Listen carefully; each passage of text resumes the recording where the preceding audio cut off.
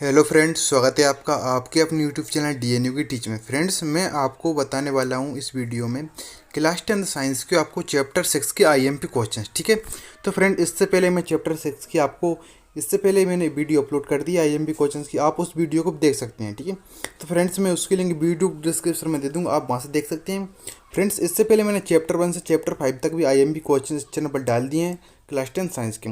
तो फ्रेंड्स, आप वही भी देख सकते हैं। तो फ्रेंड्स, आज हमारा फर्स्ट क्वेश्चन से लस्सी का क्या है, इसके कार्य लिखी। तो हमने यहाँ पर फ्रेंड्स क्या लस्सी का हेडिंग डाल दी। इसके बाद हमने लिखा है इसमें आंसर में, ये एक अन्य प्रकार का द्रव है जो शरीर में वहन में भी सहायता करता है। तो एक हमारा जो लस्सी का एक द्रव है जो शरीर में क्या वहन में सहायता करता है। ठीक है। इससे लस्सी का ये ऊतक कहते हैं, रस्सी का या तरल ऊतक कहते हैं। ठीक है। तो कोशिकाओं की भित्ति में उपस्थित छिद्रों द्वारा कुछ प्लेज्मा प्रोटीन तथा रुधिर कोशिकाएं बाहर निकलकर ऊतक के अंतर कोशिकीय अवकाश में आ जाते हैं तथा ऊतक तरल या लसिका का निर्माण करते हैं।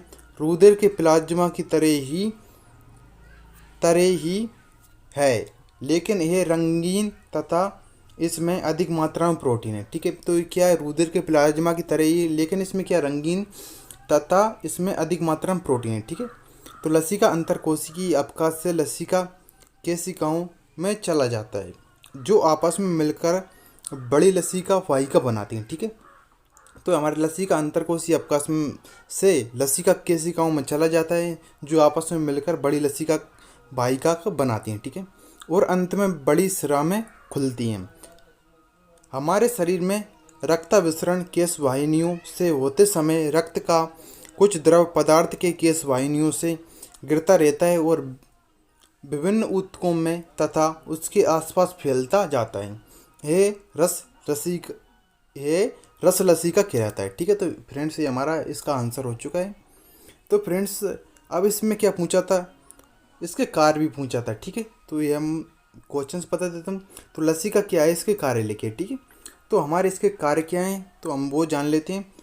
तो फर्स्ट पॉइंट है हमारा इसका कार्य का, शरीर के उन स्थानों पर जहाँ रक्त की सूक्ष्म वाहिनियाँ नहीं है, वहाँ पर लसिका वाहिकाएँ पोषण पहुँचाते हैं। ठीक है। तो हमारे फर्स्ट कार्य। सेकंड कार्य हमारा, लसिका तंत्र रक्त द्वारा छाना गया द्रव्य पदार्थ वापस लाकर रक्त में मिला देता है। ठीक है। तो ये हमारा सेकंड पॉइंट है। थर्ड पॉइंट है हमारा, लसिका रक्त की ऑक्सीजन को ऊतकों तक पहुंचाती है। तो लसिका क्या होती है, लसिका रक्त की ऑक्सीजन को ऊतकों तक पहुंचाती है तथा चयापचय के फलस्वरूप उत्पन्न कार्बन डाइऑक्साइड वापस रक्त में शुद्ध होने के लिए डाल देती है। ठीक है। तो ये हमारे कार्य भी हो चुका है। ठीक है। तो अब हम देख लेते हैं वेरी वेरी आईएमपी क्वेश्चन। ठीक है। तो फ्रेंड्स, ये वेरी वेरी आईएमपी क्वेश्चन है आपका। ठीक है।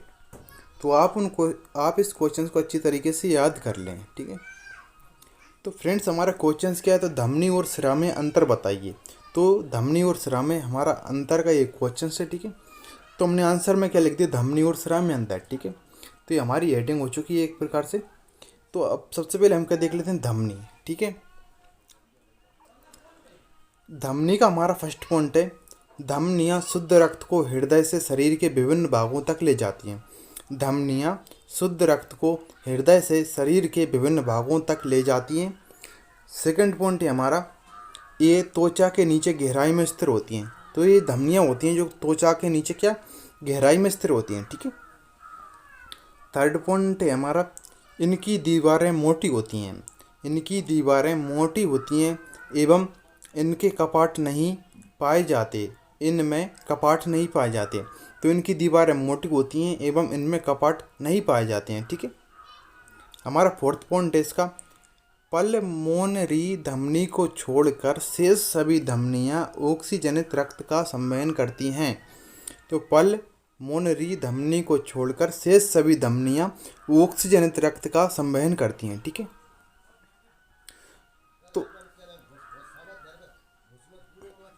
तो हमारा 5 पॉइंट है, धमनियों में रुधिर अधिक दाब के साथ बहता है। धमनियों में रुधिर अधिक दाब के साथ बहता है। ठीक है।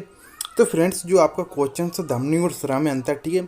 तो आपको इस तरीके से क्वेश्चन पूछ लिया जाता है, धमनी और शिरा में 4 अंतर लिखिए, ठीक है, या 5 अंतर लिखिए तो 4 नंबर में आएगा, तो आपके 4 नंबर अंक में तो आपको 4 आपको पॉइंट पहुंचेगा, ठीक है। अब हम देख लेते हैं सिरा, ठीक है, तो सिरा में अंतर है। तो इसका हमारा फर्स्ट पॉइंट है, सिराएं शरीर के विभिन्न भागों से रक्त एकत्रित कर हृदय तक ले जाती हैं। तो जो हमारी सिराएं होती हैं शरीर के अंदर, सिराएं शरीर के विभिन्न भागों से रक्त एकत्रित कर हृदय तक ले जाती हैं, ठीक है। सेकंड पॉइंट है हमारा ए, त्वचा की कम गहराई में स्थिर होती हैं। तो जो हमारी जो कि धमनी होती हैं त्वचा की अधिक गहराई में स्थिर होती हैं, एक कम गहराई में स्थिर होती हैं, ठीक है। थर्ड पॉइंट है हमारा, इनकी दीवारें पतली होती हैं तथा इनमें कपाट पाए जाते हैं। तो हमारे धमनी में क्या था, कपाट नहीं पाए जाते, मगर इनमें क्या कपाट पाए जाते हैं। फोर्थ पॉइंट है हमारा, पल्मोनरी सिराओं को छोड़कर शेष सभी सिराएं ऑक्सीजनित रक्त का संवहन करती हैं, ठीक है। तो पल्मोनरी सिराओं को छोड़कर शेष सभी सिराएं ऑक्सीजनित रक्त का संवहन करती हैं। 5 पॉइंट है हमारा, सिराओं में रुधिर कम दाब के साथ बहता है। सिराओं में रुधिर कम दाब के साथ बहता है। तो फ्रेंड्स, आप इस क्वेश्चंस को इस तरीके से कर कर आएँ एग्जाम में, ठीक है। तो आप एक तरफ डालें यहाँ पर धमनी, ठीक है, और आप बीच में से लाइन खींचें, एक तरफ डालें सिराएं, ठीक है। तो आपको पॉइंट बाय पॉइंट इस क्वेश्चंस को कर कर आएँ। तो फ्रेंड्स, आपको वीडियो पसंद आई हो तो इस वीडियो को लाइक अवश्य कर दें, इस वीडियो को फ्रेंड्स को अवश्य शेयर करें। तो फ्रेंड्स, मिलते हैं नेक्स्ट वीडियो में। Thank for watching video.